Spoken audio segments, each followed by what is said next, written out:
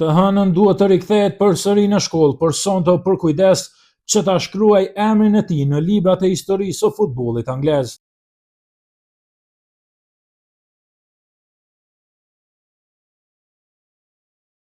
Max Bowman është bërë futbollisti më i ri që ka shënuar ndonjëherë gol në Premier League. Djaloshi i talentuar me vetëm 16 vjet mbi supe arriti një rekord që do ta mbajë mend gjatë tërë jetës së tij. Se sa shumë emocione solli ky gol për shokët e tij të skuadrës dhe tifozët e Arsenalit, mjafton t'i shikoni pamjet në vazhdim.